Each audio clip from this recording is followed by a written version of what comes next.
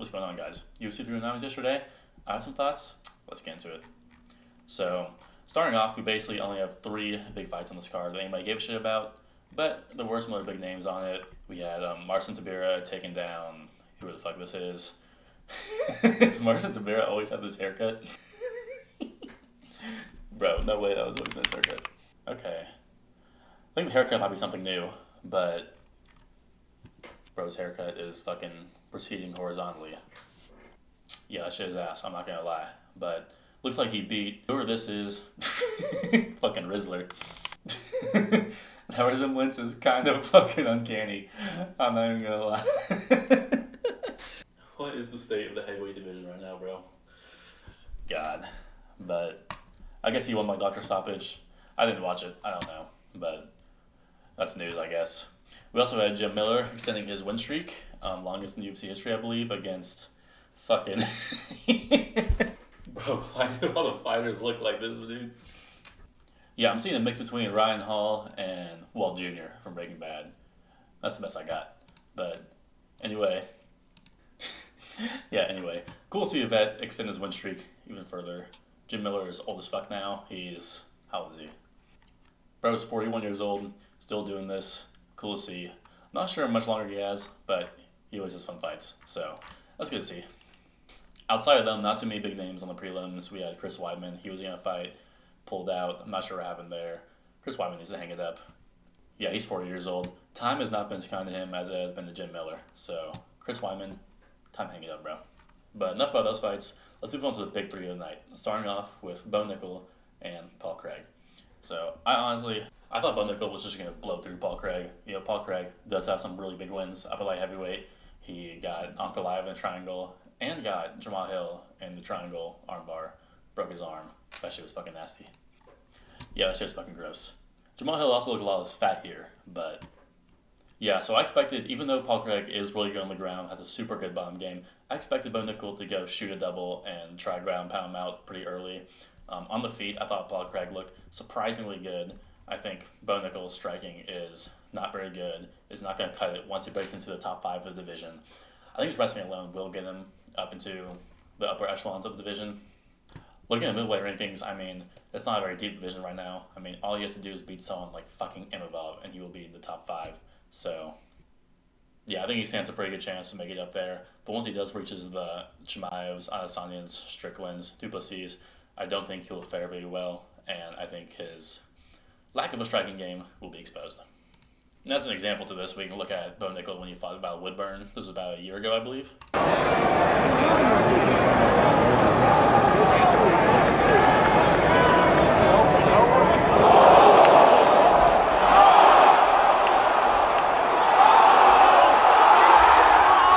So it looks all good, right? Knocked him out. Bob Woodburn came in on like 3-8 no's, I think. Right here, after he throws that right hook, his arms are completely fucking down. This will not cut it at the upper echelons of the division. And I know here he stunned him, had him hurt bad. Woodward's not in a position to counter. But Bo didn't know that at this point. He just fucking winged that punch, and then he was here. That is not going to cut it at the upper echelons of the division. Stylebender will put you out if you do that shit. So, that's not important. And the story against Paul Craig was not too different. Obviously, Bo Nickel did not throw caution into the wind like he did in that clip against Paul Craig. It was a much more measured striking battle. I think Paul Craig utilized kicks very well against Bo Nickel, which was surprising since you would think Bo Nickel, being allegedly the best wrestler in UFC, would just take him down and go from there. But obviously, the threat of the triangle by Paul Craig, or ground game in general, was in the mind of Bo Nickel, and he just wanted to keep it standing. So, you know, he outstruck him with 3 rounds, got the decision. Fair play to him. But, yeah, not a good look for him long term. I am not confident in Bo Nickel's future after that. He has a lot of work to do. In general, though, not too much to be said about that fight. It was kind of boring. I was kind of disappointed with it. But my money on Bo Nickel hit, and that's honestly what matters. So, onto the co-main, where my bet of Chandler by KO did not hit. This fight in general, too, was a bit of a letdown, if I'm being honest. I expected Chandler, after being off for 2 years and hyping himself up all this much, to come in a lot more measured and have more of a game plan in there. It looked like Charles was fucking walking him down the entire time. Chandler looked so much smaller than him in there as well. And I mean, we saw this in the first fight. Charles looked to just be a lot bigger and stronger than him and kind of just dominate him in terms of walking him down in the cage. But Chandler had his hands down most of the time and was just kind of backing up, looking for a big counter. Never really found it until the fifth round. At that point, it was too late. And Chandler's takedown defense was pretty lacking, and Charles, once getting him against the cage, was able to utilize sort of these tie clinch positions and then get a hip toss on him and get him to the ground almost every single time. And Chandler just seemed to not know what to do against him. I honestly thought we were going to see Michael Chandler that was bringing the fight to him, more setting up combos, even shooting a takedown of his own maybe and trying to get the ground and pound off on him. But that is not what we saw. We saw Charles dominate pretty much every aspect of this fight. I think Chandler's only way to win this fight was Chandler's only way to win this fight was going to be a knockout. I didn't really see him outpointing him for 5 rounds, and it going to decision is pretty crazy. But yeah, it does not surprise me that I went that far and that Charles was the one that came out on top. While this fight was pretty lame, it does raise some questions for what's next for these guys and the future of the division. I mean, to play matchmaker from both real quick, let's start with Michael Chandler. I don't think he'll fight up from here, but there's no one really down for him to fight. I think we could see him fight someone like Paddy Pimblett maybe. I'm not sure if Pimblett has a fight yet. I know he was rumored to fight someone, I forget who. But yeah, people below Michael Chandler don't really make much sense. He is going for those really entertaining, really high-profile fights. The chance of him fighting Conor at this point is obviously almost completely out the window. I don't think Conor's coming back. I would like to see him and Dan Hooker rematch, but I think Dan Hooker will go ahead and fight someone up in the division like Dustin Poirier, maybe even Gaethje. I'm not sure. So Chandler's future in the UFC is looking a little bit uncertain, but he does always put on super entertaining performances. So, as long as he's around fighting, I'm here to watch it. So, yeah, whoever he fights, I don't think really matters. Now, Oliveira, on the other hand, has real title aspirations that I think are going to go absolutely fucking nowhere. He also lost to Arman in the last year. I forget when that fight was exactly, but I think it was about a year ago. I think realistically, Arman is the only one in this division that has any fucking chance of taking down Islam. I mean, we already have 3 guys here who fought Islam and were unsuccessful, and I don't think anybody below that even stands a chance at potentially beating him. All the big prospects in lightweight, as of the recent years, Fiziev, St. Denis, Turner, have been shut down and shown that they're not capable of beating the old guard yet. As long as the old guard, aka people like Poirier and Gaethje, are the ones at the top of the division, I think Islam will continue to beat them until he inevitably moves up to welterweight. Or does a super fight to Poirier, but honestly, would not hold out hope for that. But yeah, I don't think it's a very bright future for either of these guys. They're both at the tail end of their careers, both nearing 40.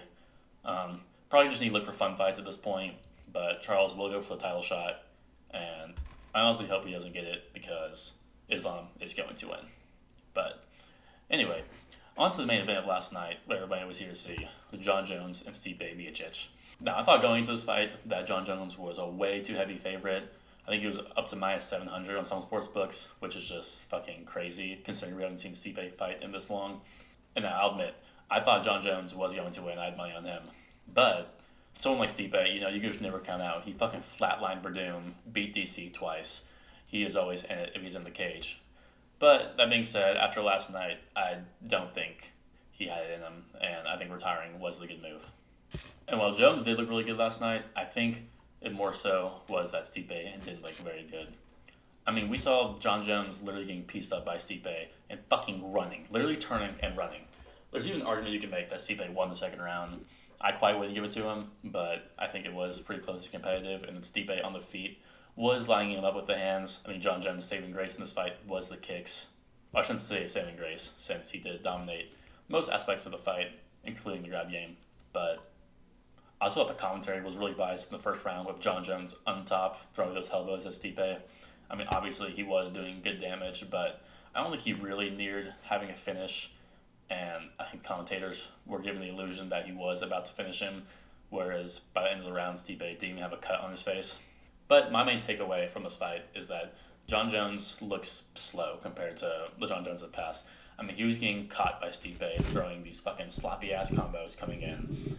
and literally turning and running instead of being able to counter or shoot or whatever you would expect him to do. If Stipe was a Stipe of old and was able to react quicker and get shots off faster, I think he might have been able to drop John Jones as he was getting away, as John Jones was not very protected, kind of turning his whole body and running. And I think this is an even bigger reason why Tom Aspinall will knock out John Jones if they do fight is you look at Tom Aspinall, all of his fights are just crazy fast knockouts. Like, dude just has crazy explosiveness. Yeah.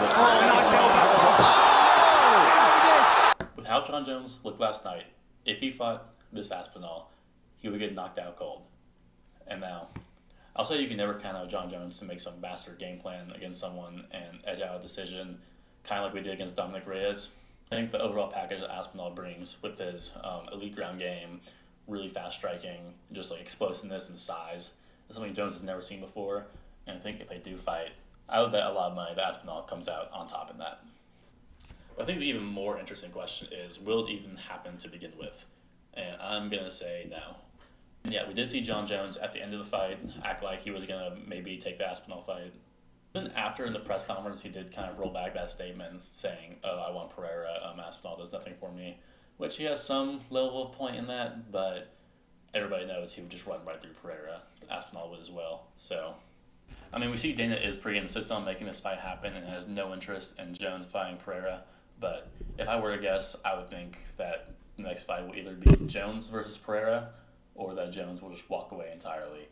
We saw when the talks of Jones versus Ngannou were happening that Jones completely ducked Ngannou and just waited for him to be kicked out of the UFC before making his heavyweight debut.